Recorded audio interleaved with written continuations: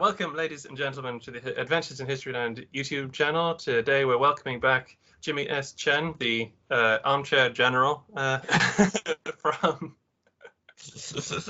Napoleonic Impressions, and we are talking more about the Great Patriotic War of 1812, as they call it in Russia. Only the Patriotic War of 1812, because the other one kind of superseded it. But yeah. Yes, that's true. That's true, but prior to that, it was the only patriotic war of it. I just made myself redundant. Excellent show. That's a great start. Right.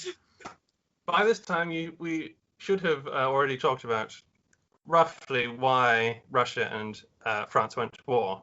So we're going to start off with opposing plans. What do you think Napoleon's basic aim was in this war? Right. Napoleon's basic aim in this war was to annihilate the Russian army, as he annihilated the Austrians, the Prussians, the Russians, the Austrians again. And having annihilated said armies, to basically sit down on the negotiating table and say, well, we've taken a bunch of your land. We now want some concessions from you. Otherwise, I guess we'll keep this land. He's essentially trying to intimidate the Russians. No matter how big you Russians are, we're bigger. And bear in mind that of this 500,000 strong army, less than half, or just about half, are actually Frenchmen. The largest foreign contingent, is actually the Poles. About 90 to 100,000 Poles. They're commanded by Prince Poniatowski, on whose birthday we're actually recording. Happy birthday, Prince Joseph. Yeah. We've got maybe about 50 to 60,000 Italians under their viceroy, Eugène de Beauharnais. Together with that, you've got a bunch of Germans. A large contingent of which is the Westphalian troops under the command of Jérôme Bonaparte, Napoleon's youngest brother, King of Westphalia. Then, you've got a handful of, Spanish, Portuguese, Dutch, Irish, almost all of Napoleonic Europe, pretty much, including Austrians. The Austrians contribute about 30,000 men to Napoleon's army because, while they're allies, they're not that keen. And then so the Austrians are kind of anchoring Bonaparte, Napoleon's southern flank. You can say Bonaparte if you like. You need not say the imperial name. I for the time being, I will accept his imperial dignity. All right. And then on the northern flank, he's got the Prussians, a corps of 30,000 men under General York. Again, the Prussians are not terribly keen on fighting the Russians. And in fact, there were a bunch of patriotic Prussians who were so not keen that they basically decided to join the Russian army. Amongst whom is a bright young fellow called Karl von Clausewitz. He's obviously not going to be well known until, you could say, after his death, when his magnum opus, Von Krieger, is published. So, on war to those who do not speak German. Thank you very much for the translation services. Of a language I do not speak.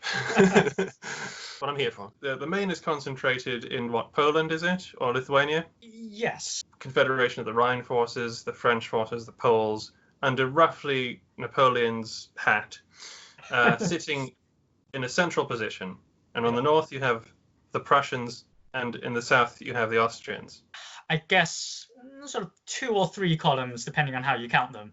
So you've got one column under, it's supposed to be under Jérôme, but really it's under Davout, who has the bulk of the men in his first corps, which is like about 80,000 men. That's not a corps. That's an army. And it should be said as well that Davout has the bulk of the brains as well. However, he is designated as the overall commander of what we can call the French sort of center right, and that's around 100,000. And then on the left, I think you've got Oudinot, who has fewer men. I think it's a couple of corps. So you've got Oudinot and MacDonald, and they've probably got about 60,000 men in the and then you've got Napoleon in the center. Yeah, with all of his everyone else. Yeah, and with all the numbers being thrown about, I have no idea how many people that is actually, but look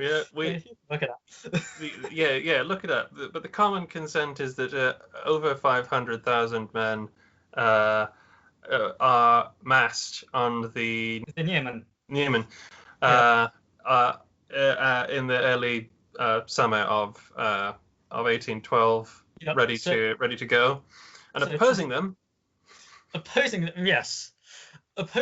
we have the Russian army, and the Russian army is split. Well, it's split into many ways, but in three major armies.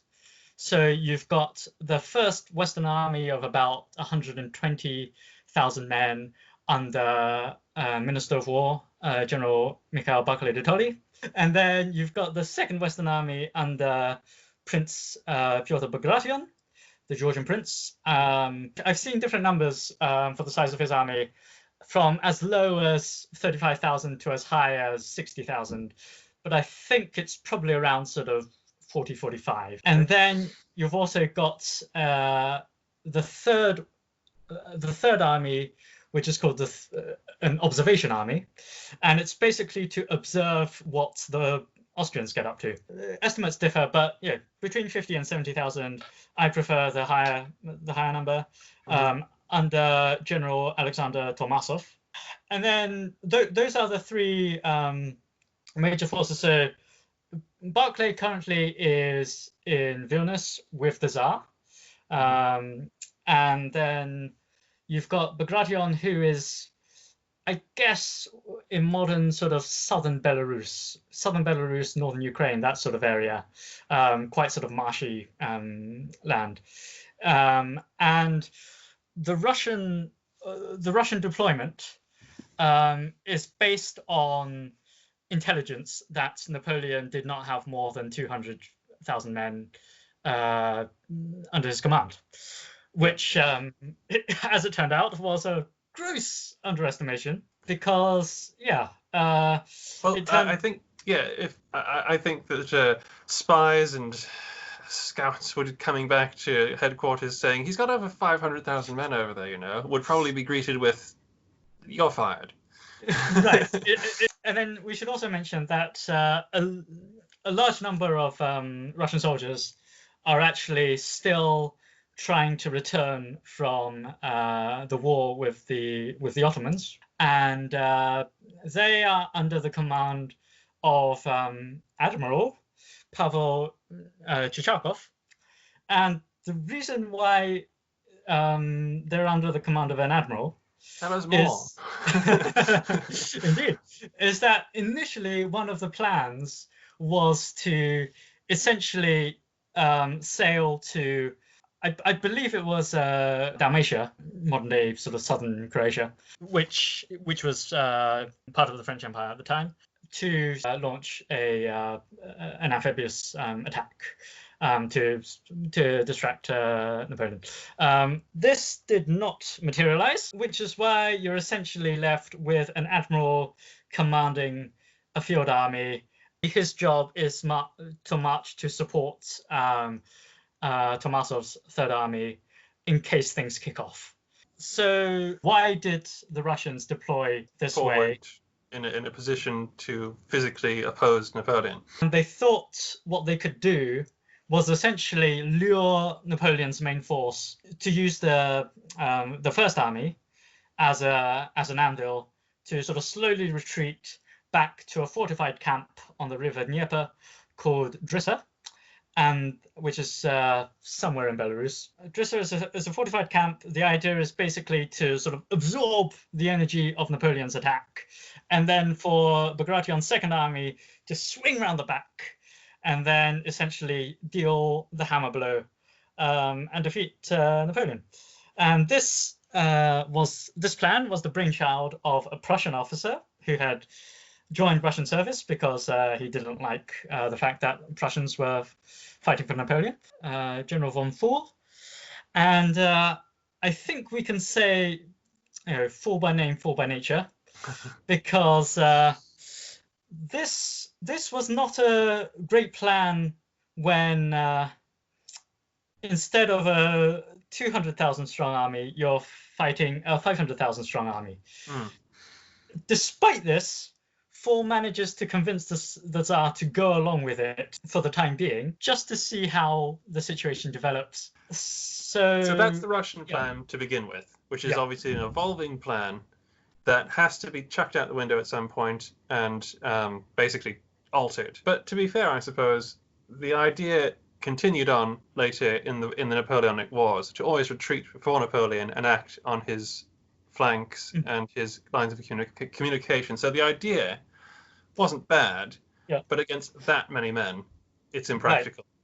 Right. So I mean, as a concept, and if you're fighting 200,000 men, I think there was a decent chance that as a theoretical concept it could have worked. But this is where, even in theory, reality kind of meets it in the face and sort of knocks it out, because having decided we're going to continue with this plan to retreat to Drissa, the Russians end up at Drissa, and Barclay de Tolly, well, he's de facto the senior officer of the entire Russian forces fighting Napoleon, because while the Tsar is supreme commander and he does meddle in things, Barclay is the most senior, both as Minister of War and the fact that he has 120,000 men. Essentially, he has this sort of strategic initiative on the Russian side, and he basically doesn't need to take more than a side glance at it to conclude that it's an absolutely awful position. It's not particularly well fortified, and also they back onto the Dnieper River. It's not a particularly it isn't ideal even in theory. Clever thing to do, because you do want a line of retreat to be open if you want to get. You must have an option to save the army if things go wrong, right? And so you have to mitigate risk at all times in such circumstances as a general. Yeah, and especially because Barclay knew, like some of his subordinates didn't, that it was crucial to keep the Russian army intact in order to prevent Napoleon from achieving his strategic objective. In Russia, I don't think he actually aimed to take the capital. I think he was just aiming to sort of get as far as even Vilnius or Smolensk, and basically just say, sit down and negotiate with me. He could have the option to take a capital, but it was always more important for Napoleon to destroy the field army and render a nation defenseless. Yeah. And it's important to know that Napoleon actually called this campaign, or initially, the Second Polish Campaign, or the Second Polish War, because he anticipated a lot of fighting to be done in Poland, Lithuania. I don't think his initial plan was to get as far as Moscow. So in sum, what you have is Barclay de Tolly facing down the barrel of a massive gun in the center, with the plan of withdrawing to Drissa, which he doesn't like at all. Then you have south of Orsha. Yeah, south of Orsha, you have Bagration. His back is to the Dnieper. Yeah, and he is facing Davout and Jerome. And in the north, you have quite a lot of Frenchmen and not a lot of Russians.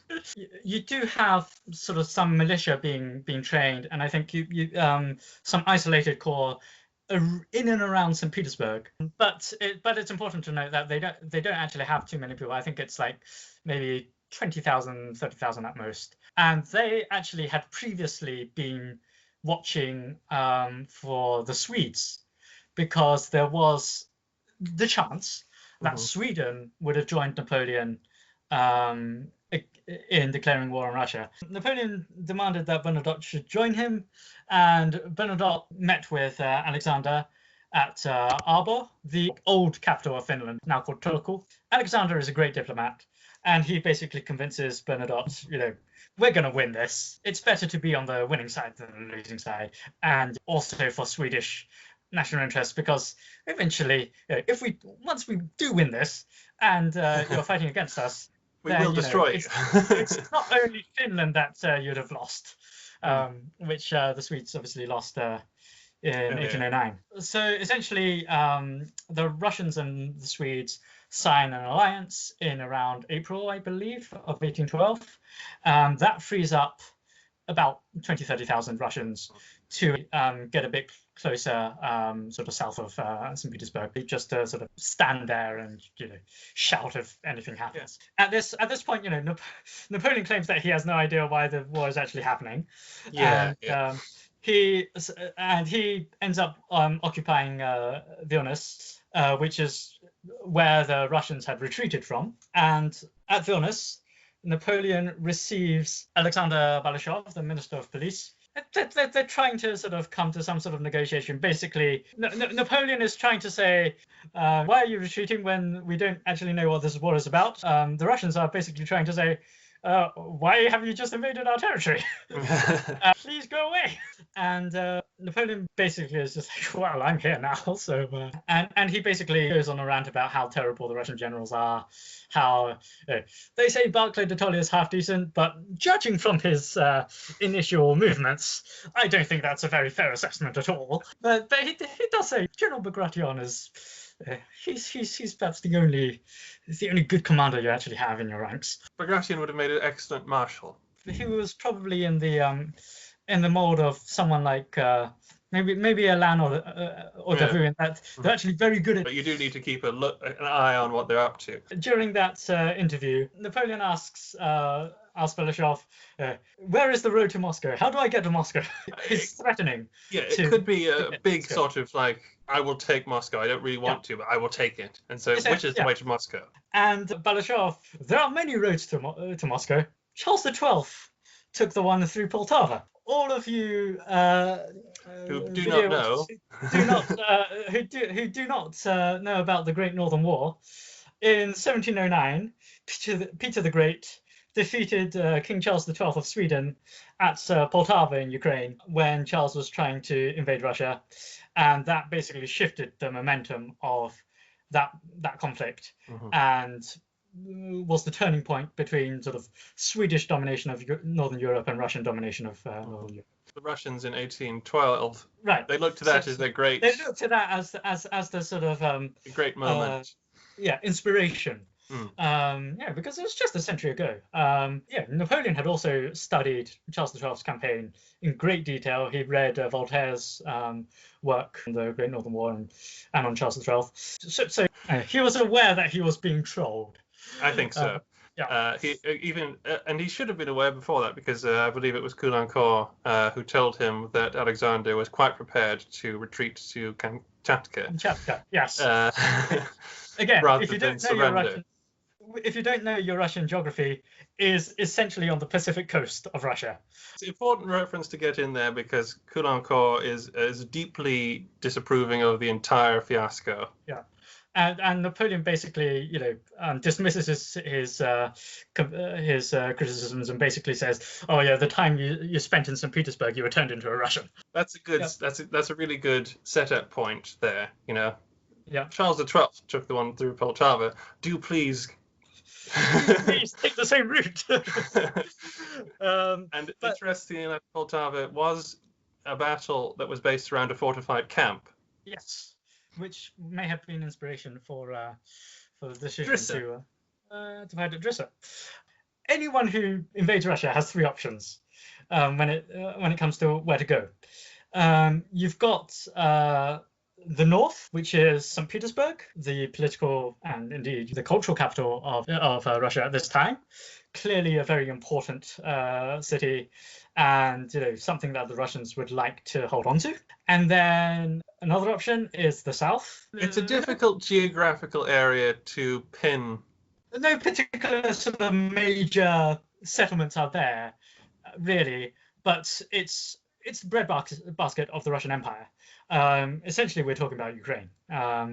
And that's where Poltava is, and that's where you go if you want to look for food in Russia, as Napoleon would find later on. Indeed. And what Charles XII was trying literally to do. Yes, he was literally looking for food. Yes, and obviously the final option, which is the one that Napoleon took, was to go straight for the heart, for Moscow. The Russians never really took to St. Petersburg. They thought it was too European, too westernized, too modern. They preferred sort of. It's been called a giant Potemkin city. Town, yeah. But whereas Moscow, you had sort of more Orthodox churches in the sort of onion dome style. There's a reason why Russians keep referring to it as Matushka, mother city. So clearly, the Russians, they really don't want the enemy to take Moscow. It's And do you think Napoleon knew that? Yeah, I think he definitely knew, because as we've said, his objectives were kind of political. He wanted to bring Russia back into the continental system, back into line. He didn't really want to actually occupy it. No. If he had to. Russia's too much work to occupy. And essentially, he wants to basically hit Russia where it hurts, and where it hurts is Moscow. At this stage, it's probably 250,000 men now, or thereabouts, because he's had to detach, the core of Oudinot and MacDonald, and they are making their way to St. Petersburg, and basically saying, pay attention. Yeah. I can hit everything if I want to. I'm an octopus. Yeah. The Russians have to react, and Barclay basically detaches about 30,000 men of the First Corps under the command of General Pyotr von Wittgenstein, who is a fairly sort of competent cavalry commander. His job is basically to defend St. Petersburg. So where do we go now? Well, from Drissa, the situation is that the Russians seem to Russian sort of operational thinking at this stage is not united particularly well. Right. But and so it's split between those who want to fight and die, basically, and those who want to preserve the army and look for an opportunity to fight at this stage, I think.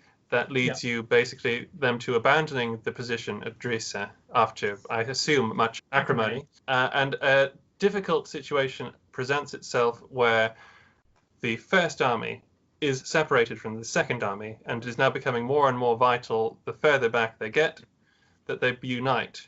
Yes. And the French, obviously, are going to try and take advantage of that fact. What we have is the Russian First Army now without the Tsar, because he's been persuaded to leave for Moscow to rally the populace, which he does quite successfully. He does quite well. And he does a nice send off to Barclay de Tolly, which shows the importance of protecting the army.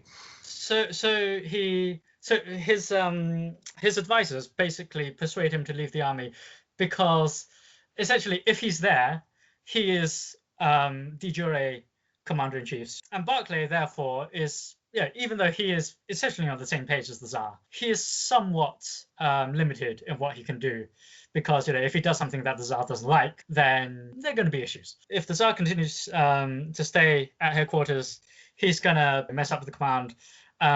But also, if Barclay messes up, he will be sheltered from the blame that's incurred. So Alexander agrees. He goes back to Moscow, and then upon parting with Barclay, he basically says, "Please, this is my only army. This is my only army. Please protect it.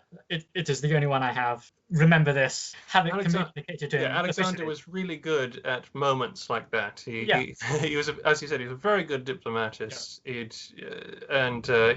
completely was the consummate actor in all these things. So he was just giving him a little bit of pep there, and he knew what to say. And so as you mentioned, the strategic priority of the Russian army now was for the First and Second Armies to unite. Unfortunately, by this time, Napoleon had already sort of poked a hole between them. It's important to when we talk about this to understand a little of the geography that we're talking about. From Drissa, they retreat towards is it Vitebsk? Yes. Yeah, is that where they're going or where they've come from? Well, they're going to Vitebsk. Right, they're going that way. Yeah. And beyond that is Smolensk. Yes, that's right. And that is on the river. It's the Dnieper. Like right. it's So that curves long down. Yeah, that curves down sort of southwest. Yeah. And then drops south. Yeah, and ends up through Kiev. That's where and Orsa is on that as well. Orsa, yeah. So Bagration is south of that. Yeah. And so if everybody watching can imagine that the First Army is moving towards the curve where it drops, and Bagration is down at the lateral point down here, you can see that there's a gap, and Davout is moving into that gap. Yes. So Napoleon, he's got his center right with Jerome and Davout, who are basically trying to cut off Bagration from joining up with Barclay. The idea is to join up at Vitebsk, but Davout cuts the Second Army off. It's very close. It's a race, and Davout arrives basically the evening before at Mogilev, which is kind of on the way to Vitebsk. Bagration, can he get through? He's trying to work out for himself. And what the general does in this instance, what he's facing is he comes up against this position. He and what he'll be able to see is essentially large French picket lines, cavalry swarming across the countryside, and he needs to try and probe that, and he needs to try and find something hard that will tell him, I cannot get through there. And when that happens, he has the choice to give battle and try and break his way through, or he can try and maneuver away and around. Retreat. Yeah. This is what happens at a place called Saltanovka, and which is sort of to the south of Mogilev. And then so you've got the Russians pushing north, and then the French sort of holding at Mogilev. Bagration sends a fairly sizable force under General Nikolai Raevsky, 7 Corps, which is about sort of 25,000 men, along those lines. So Bagration doesn't have his whole army, doesn't commit his whole army. It's basically a reconnaissance in force to sort of, as you say, probe how many French are actually there. And the sort of ironic thing is that Bagration almost always underestimates the size of an enemy force over the course of the whole campaign. But at this moment, he actually, he thinks that Davout's entire army is already in Mogilev, but actually Davout's only got about 20,000 men. So had Bagration decided to send his whole army against the forces which were already in Mogilev, he would have outnumbered them 2-1 essentially, and may have achieved his desired breakthrough. And we need to bring a codicil to this here that Davout was a master at defense. Yes, he fought how many armies? Well, I mean, at Alsace. That's why we should be. That's why we're a bit cagey about that, because he was capable of defending against massive disparity in numbers. But at least for enough time for reinforcements to arrive. Which is another thing, is he was a bit strung out. Jerome's Westphalians were quite slow, allowing distance between the Russians, who are excellent marchers, to basically have the opportunity to actually crush Davout, as you just said. There was an opportunity there, but what happened? What happened is that Bagration only sent Raevsky, and Raevsky tried to break through at Saltanovka, and it was, well, I mean, it didn't go too well because Raevsky detached the 26th Division under General Ivan Paskevich, who was supposed to attack at a place called Fatova, and then both of them were supposed to attack at the same time. Unfortunately, Ravsky missed the signal and was late to the party. Ravsky tried to make up for things by charging in an attempt to take it down with supposedly with his 2 teenage sons at his side. He later claimed that this didn't happen. I would never have risked my my boys in this way. But it has gone down a myth that he did that. Tolstoy writes about it in War and Peace rather dismissively, because his basically like, well, when you're more than 100 yards away, no one can actually see that happening. Yes, what sort of morale is there? Tolstoy's infamous fog of war thing, which has merit, but we'll get into that some other time. Despite Ravsky's attempts, he failed, and essentially they were forced to retreat. And it was quite a hairy moment because Paskevich's 26th Division by this point were quite isolated because they actually did okay. But with Ravsky not doing very well, a bit isolated, and then had to... This is the thing about 19th century battles. At a certain point in any battle, if you haven't won yet, you have to pretty much be preparing to get out or bring more men in. Yes, and Ravsky and Paskevich was asking for reinforcements, and basically Ravsky basically just said, "It's all going to shit." So, I've got like sort of about 200 men I can send you. So Bagration's not hearing any good news from Satanovka, and so he chooses to avoid Davout and try to move away from him. Because obviously, as you said, he thinks he's actually there with his entire force of over 60,000 men. So the Russians essentially stop going north and start going east towards Smolensk. And I mean, it's pretty funny. And we touched on this in the last video, but the sort of the letters that Barclay, this is where recriminations are starting to just spiral out of control. because initially, Barclay has promised Bagration to fight at Vitebsk so long as Bagration could get there, and then Bagration basically says, "I can't get to you, but can you fight them anyway?" Yeah, that's a good point, because actually Barclay is at Vitebsk and he's waiting. He's got the First Army there. He doesn't like it any more than Drissa. Doesn't really want to stand there. If he's alone, he doesn't want to stand there, and he's not too happy about standing there anyway. And so, well, the letter comes from Bagration. That is basically his cue. Get out here. Basically, at this point, they're both heading to Smolensk. This is going to be the junction point. This is where we're going to take on Boney. This is where we're going to beat him. Is it correct that at this moment there's a slight problem with certainly Barclay's reconnaissance force? There was an action out in Kovel, which was a Russian victory. I think Platov defeated Sebastiani's cavalry. Yes. There's a famous cavalry action which the Russians were very proud of at the time, and they really hammered French cavalry. Because essentially it was like, you have to take small victories at this point, small wins at this point. And the French were really caught off on the hop on it, and they weren't expecting the Russian cavalry to be this good. Actually, that also is a point I wanted to raise, that at this point already, Napoleon was needing horses. Yes. And we'll come back to that later. It's very important. But at this point, he needs more horses, and he's asking for more horses.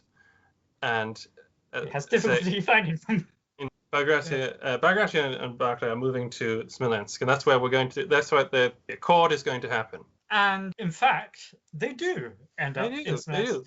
Because what happens in the French camps, there's some dissension in the French camp, where Davout and Jerome have not got on over the course of this campaign.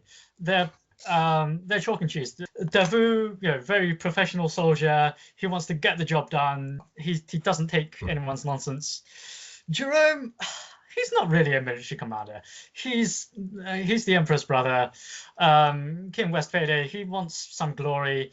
He dresses like Murat without being as talented as Murat. He does, doesn't he? And he's a playboy essentially. And Napoleon gets really angry at him, and Jerome basically sort of goes off in a huff and takes, I think, a small number of men, like maybe like 6,000 or something, back with him to Westphalia, leaving the rest now under General Junot. So that kind of messes up Napoleon's plan of trying to get between the two armies. Pursue Bagration at the swiftest pace possible, and cut him off from Barclay, which allows the Russians respite to unite at Smolensk, and they do, with great acclaim and celebrations everywhere. What date are we at here? We're in the middle of summer now, aren't we? We're in July.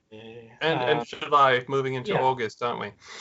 Mid to late July, depending on which calendar you're working from. Yes, we won't go into that.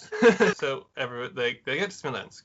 Smolensk is actually a very good defensive position. It sits on the river Dnieper. It sits on a wide river, with large sloping banks, high ground. Fortified Kremlin. It's got big walls, and looks like the place that, as you very poetically put it in the last video, that Napoleon's army will find its grave. Now, these walls, although they look pretty impressive, are not particularly well suited to... We've not got Vauban working on these. The Russians can sort of mount a fairly effective defense until they start to crumble. But that's about it. They will crumble. Yeah, so the Russians get to Smolensk sort of end of July, early August, and after 2 days of partying, with the Russians thinking that finally we've got our chance to do battle, Bagration and Barclay have a disagreement, not for the first time, about what to do, whether you should preemptively strike Napoleon's flank or whether you should sort of await the attack at Smolensk.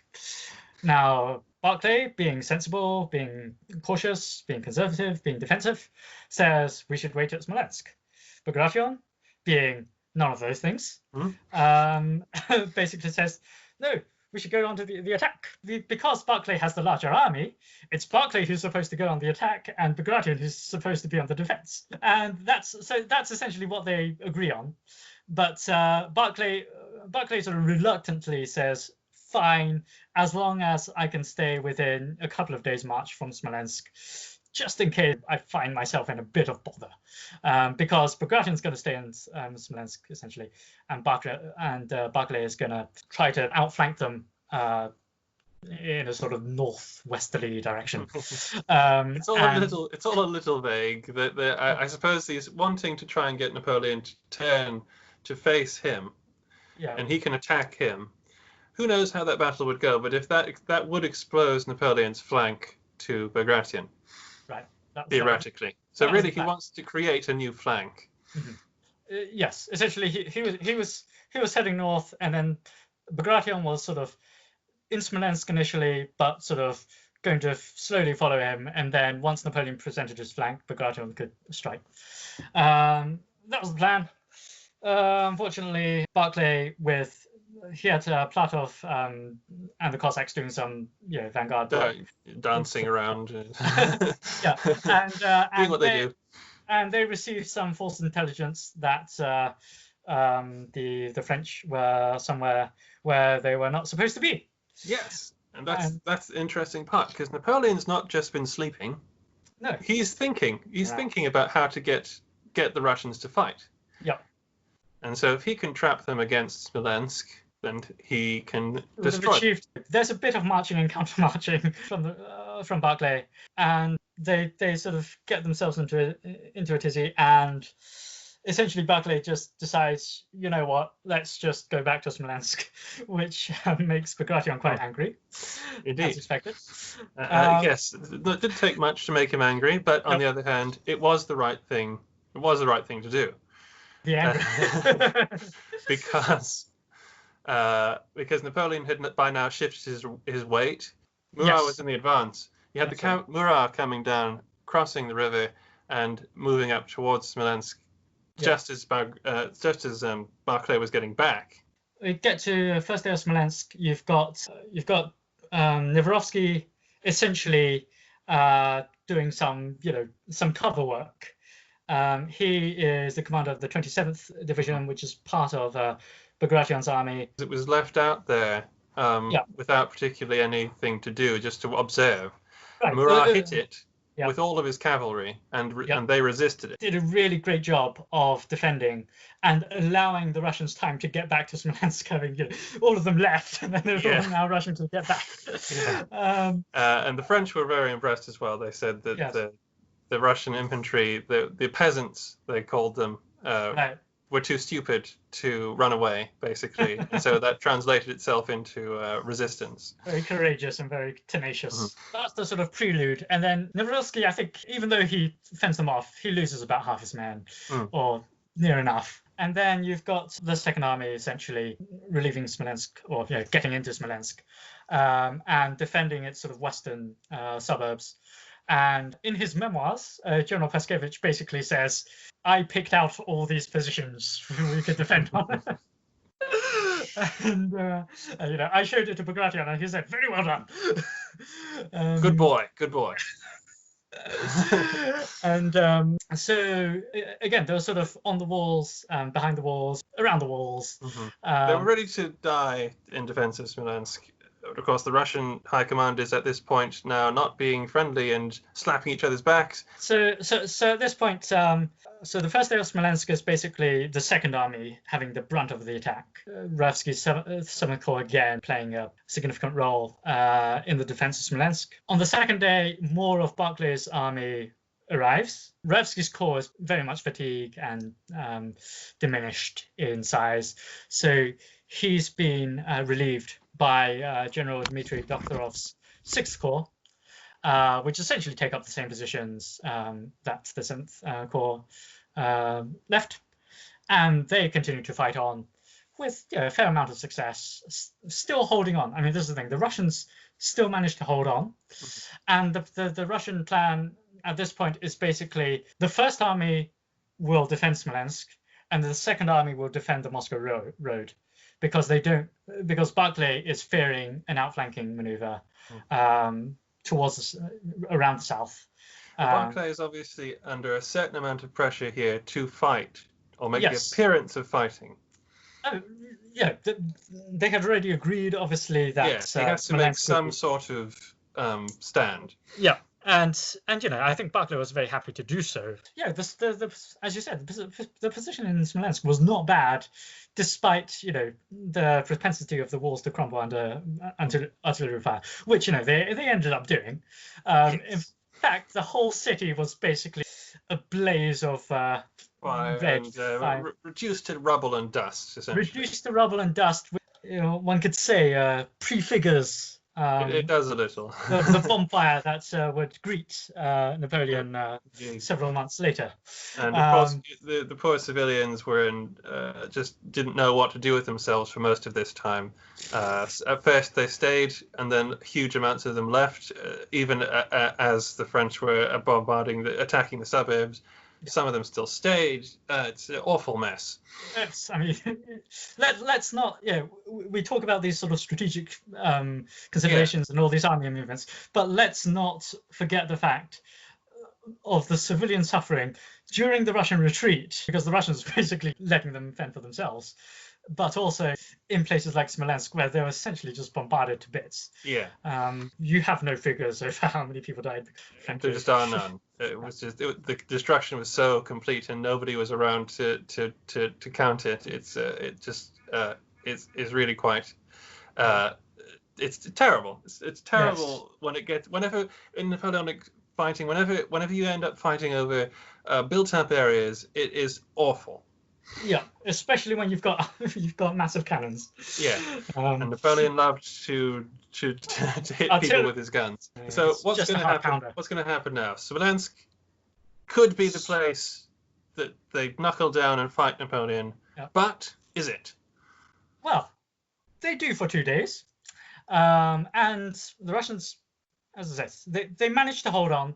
The problem is that Napoleon is now essentially, encircling. Or trying to encircle the Russians. And Barclay does not want to be encircled. He does not want to be a second General Mack. Sure. And no unfortunate generals here for him. Maybe the miserable general, but certainly not unfortunate. No. In fact, arguably Barclay was one of the most fortunate generals of the whole Napoleonic Wars. I think so. It's fair to say. Fair to say.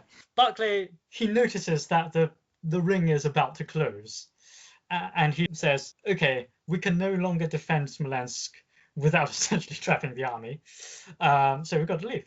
And they do not only evacuate all the army and any sort of supplies they can get their hands on, but also the icon of the Smolensk Mother of God from the cathedral. But there is a belief in Russia that, and I think it's that one, that the icon of the Mother of God was painted by Saint Luke. The these are objects are deeply important to Orthodox Christians, and so that obviously is important later on in the story as well. Yeah, something that can really bring the Russian army together, of cohesion, is religion, together with the Tsar and. If you extract a Russian soldier from the ranks, you will find in him nowhere else to go.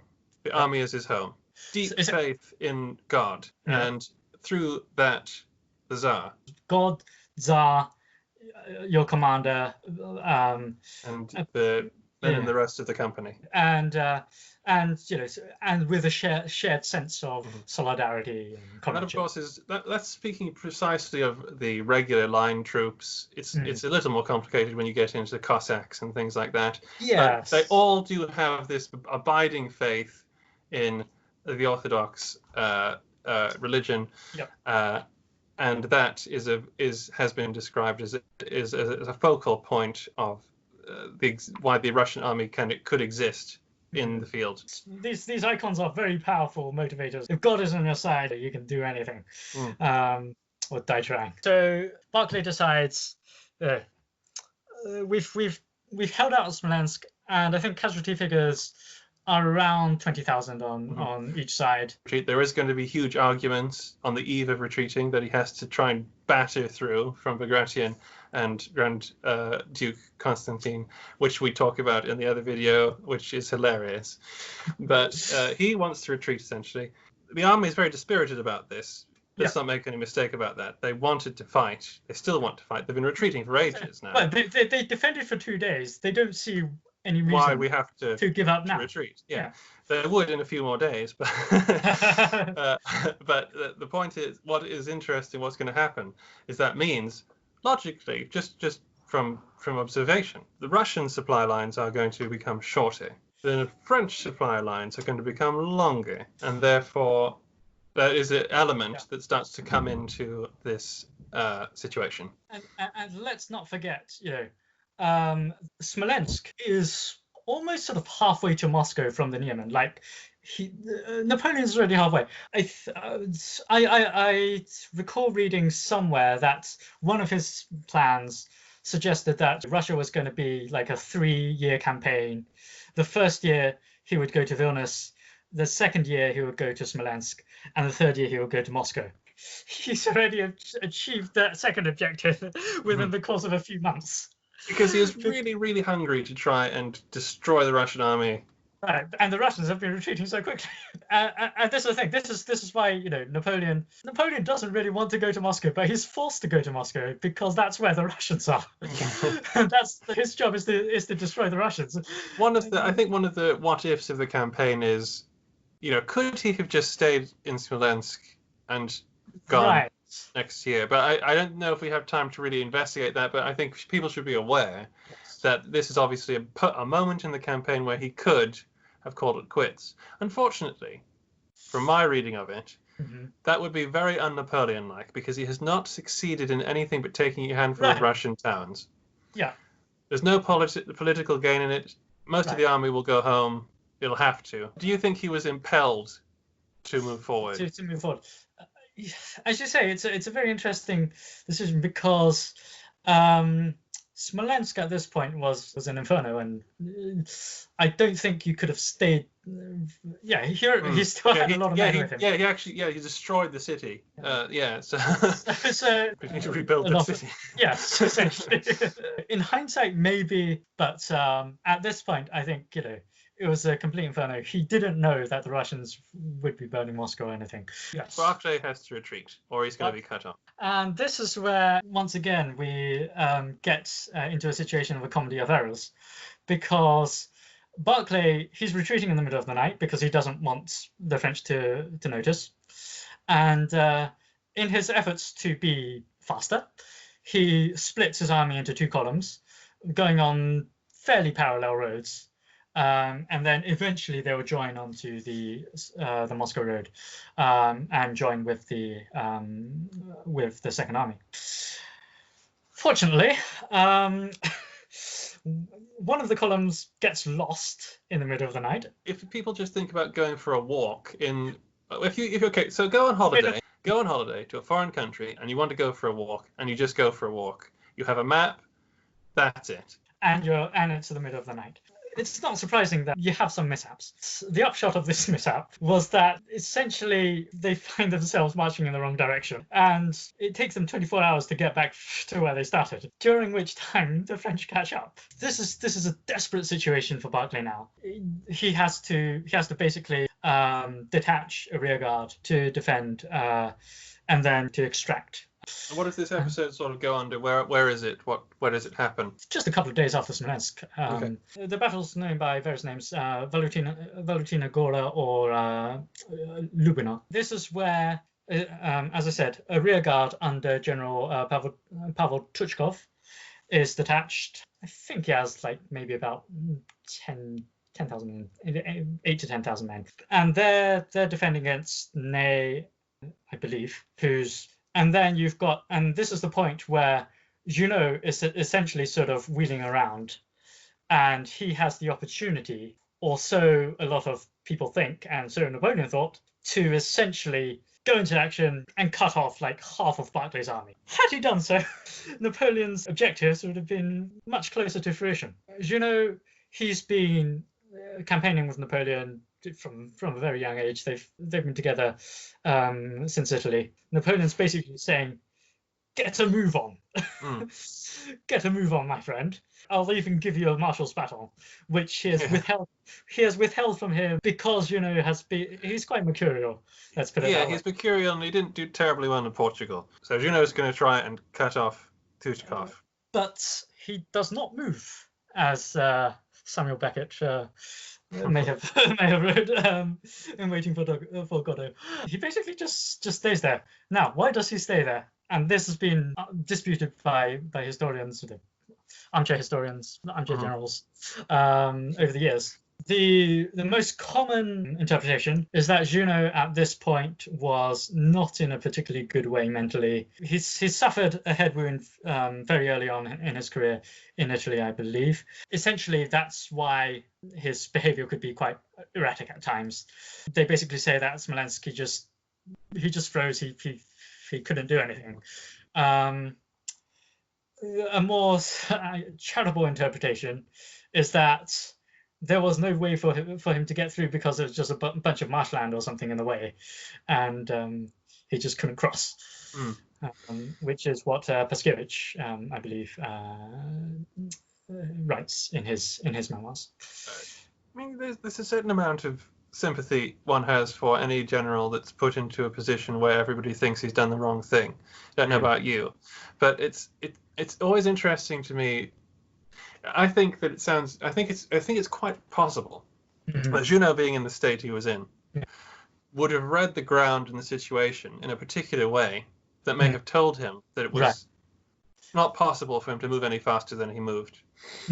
Which I think it's fair enough. And so Junot does not move, or moves very slowly, allowing the Russians to excavate themselves.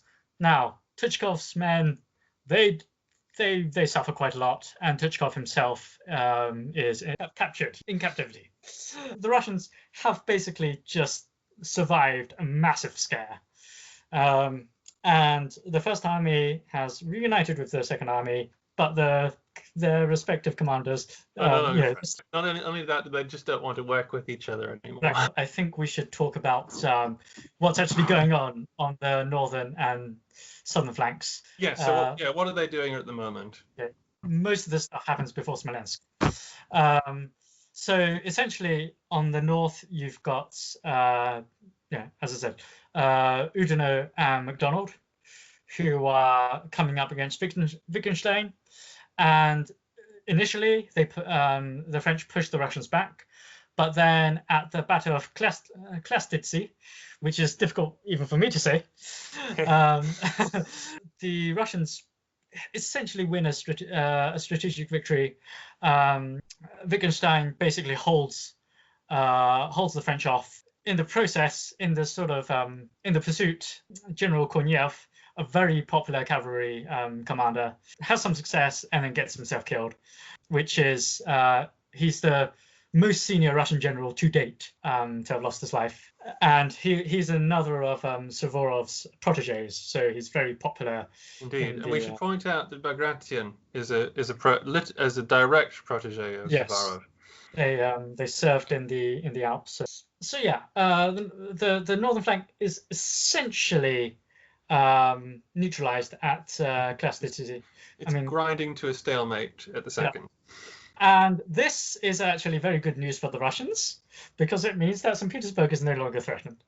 And as a result, and this is something that I cover in some detail in my dissertation on Russian patriotism as a, or rather music as an expression of Russian patriotism in the Napoleonic Wars, in that as a result of Wittgenstein's victory, he is very popular in Petersburg. And he is feted as the savior of Petersburg. He gets a lot of songs and lyrics composed in his name.